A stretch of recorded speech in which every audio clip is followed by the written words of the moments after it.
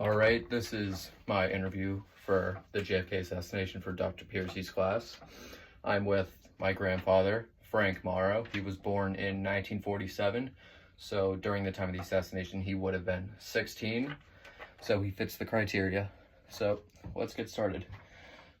What do you believe happened that day?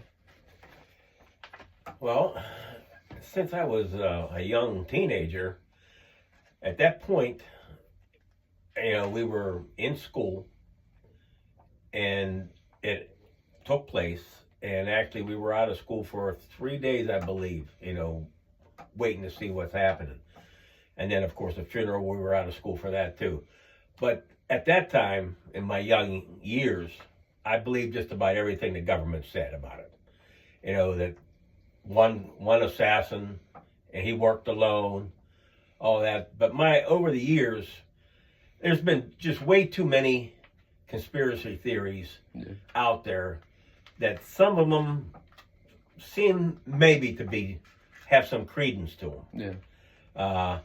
I personally believe that I think Oswald was the only shooter, to be honest with you, even though there's a conspiracy that there was a second gunman shooting too. I don't believe that. Okay, there would have been too many witnesses around. They had a few witnesses that they thought they saw this, they thought they saw that. But to be honest with you, I don't think anybody was a second shooter. But now the other conspiracy theories that are running now, or did, that it was a plot based on the Soviet Union and Cuba after what Kennedy had done to them with the Cuban Missile Crisis, and also with the aborted Bay of Pigs, invasion that we orchestrated. Yeah.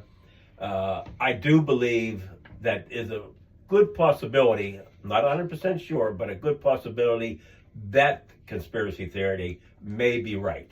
Okay. It's a possibility. Yeah.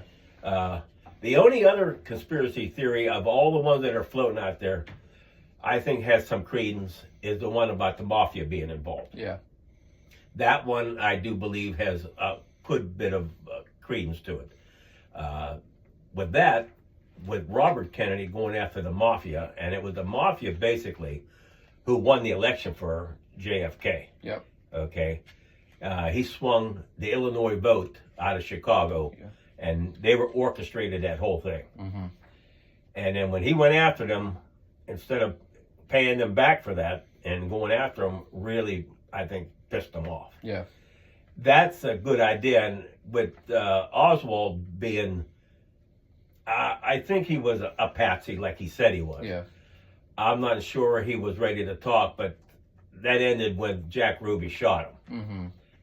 And I think with Ruby being a owner of a nightclub, I think that industry is totally mafia'd up. Mm-hmm. They're all involved in that industry. And I think because they knew he was dying of cancer, mm-hmm. and he shot him knowing that he didn't have to talk because he'd be dead in a few months. Yeah. Okay. I think those two are the only two conspiracy theories that I would even give any credence to. Mm-hmm. Other than that, all the other ones, the magic bullet, everything else that was going on, I can't believe any of the other stuff. But those two, there's some real possibilities there with those. Have you done any other research on your own time, analyzed documents like the Katzenbach memo, the House Committee on Assassinations, their report, the Warren Commission findings? I looked into the Warren Commission findings. Even though it was a political setup, I do believe they did a fair job of trying to get the right answers. Yeah. And a lot of the conspiracy theories were debunked in their report. Mm-hmm. Okay. Even the one that was really outlandish, that actually Lyndon Johnson did the whole thing. He's the one who had him assassinated so he could become president. That I don't believe at all. Yeah. But anyhow, and I did kind of started to look into some of the committees that, after the Warren report, the Congress decided to do some investigations on their own, which I don't think led to much anything more than the Warren report. Yeah. I think they did. It took them a long time to do it too. Yeah. So I know you said originally that when you were young and the assassination happened, that you believed everything the government said. Exactly. And that your opinion has somewhat changed over time, and that you believe in, not believe, but give credence to a few conspiracy theories. Right. Is there anything that could like solely shift you one way or another to make you fully believe? Well, there'd have to be some positive evidence. Yeah. Right now, there's no positive evidence of any of this. Mm-hmm. Okay. But if there somehow or another something would come out that would actually have proven, to be true, then I could probably shift my belief to whatever idea that there was. But right now, I think it's been, what has it been, 60 years now? Yeah, 60 It's been years. over 60 years now. I don't think there's any evidence out there that's going to swing one way or another, to be honest with you. So you don't think there's any other classified evidence that's still out there? Or this government does have a lot of classified evidence hidden behind, locked doors. Yeah. But I think after 60 years, some of this would have come out. Yeah. Unless the government themselves were involved in it. Then you'll never see the light of day. Oh, no, absolutely. Absolutely not. Yeah. Is this thing recording? Yeah, it's recording. Okay. I was just wondering what something that had the blank screen had gone. Yeah, I mean, let me see. So that was my grandfather. Video got cut a little short because my phone died, but it's charging now. So after the video ended, we continued talking, and overall, he believes that Oswald is the sole shooter, but he's also not fully convinced. I talked to him about, different theories that come around. He doesn't believe in the magic bullet theory.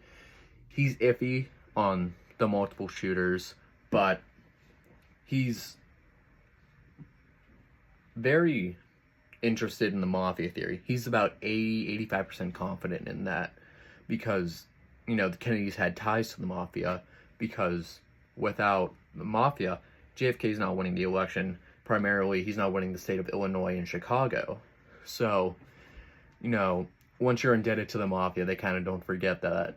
But I also brought up to him the Katzenbach memo. He didn't know what that was, and I explained to him that in that document, it states that we have to convince the American public that Oswald is the sole shooter. He talked about the Warren Commission report. He believes that overall the Warren Commission did a good job with their report. I talked to him about some certain authors he might have heard of. I referenced David Lifton and Jefferson Morley. Their findings about the JFK assassination and the different circumstances surrounding that are really interesting. He's going to look into those more because he finds them to be intriguing. But overall, he does believe Oswald is the sole shooter. And I talked to him afterwards, and I referenced that I personally believe that the mafia was behind it, and that there were multiple shooters. Now, that theory is supported by multiple witness testimonies, multiple video clips, audio clips of the shooting, where it sounds like there's too many shots to be fired in the span of the time it was from Oswald's rifle. Not to mention, you have some evidence like the Badge Man photograph, and you also have a video that, well, a secondary video other than the Zimmerman, not Zimmerman, Zapruder film that shows a different angle of the assassination. That was lost to history. And then you also have the whole correlation with the mafia between the European assassins and them flying into Mexico, getting picked up, driven across the border into Dallas. We, the witness testimonies for that, Lucien Sarti, the people in prison who backed his story. And then not to mention the circumstances surrounding JFK's body after the shooting. Because, multiple caskets, multiple ambulances. There were 2 different autopsies done, with different findings. I'm sorry. But overall, he does believe Oswald was the sole shooter, but he's not entirely convinced. I discussed with him that, is there anything that can really prove to you that something is right? He goes, and, he said, obviously, if there's something that's been hidden this whole time that's still out there, it needs to come to light for him to be fully convinced. I agree. But the circumstances of the shooting are very interesting when you look in depth to them. Because if the kill shot, where it hit JFK in the head right here, it's not really possible to hit that shot from where Oswald was supposedly shooting in the 6th floor of the school book depository. Because the shot kind of came from the front, which at that point in the Zapruder film would have been from the grassy knoll. And that's where a lot of the eyewitness testimonies, they ran towards the grassy knoll after the shots were fired. Because a lot of people said they saw a puff of smoke and they heard the shots coming from over there. But I talked to him about that. He said, it's weird because there's no actual evidence. And I said, well, the man in the badge man photograph was actually, the guy who shot JFK was dressed up as a police officer. And if a police officer is holding a gun, it doesn't look too suspicious, at the time. So I said, when he fires it, the officer, the guy playing the officer, could just run around holding his rifle and he probably wouldn't look suspicious, right? He said, you know what? That's a very good point. But yes, he is very adamant that Oswald was who he said he was. But he's also not fully convinced that the government didn't have anything to do with it. And I tend to agree because our government is very suspicious. There's probably still classified documents on the assassination that haven't been released and might never be released. You can look at Jackie Kennedy's bloodstained dress. That's not getting released to the public for at least a few more decades. So you have all this evidence that points towards Oswald not being the sole shooter. But with the older generations, they tend to believe in the government a little more than the modern generations do. That's just how they grew up, and he explained that. But yeah, that is my interview.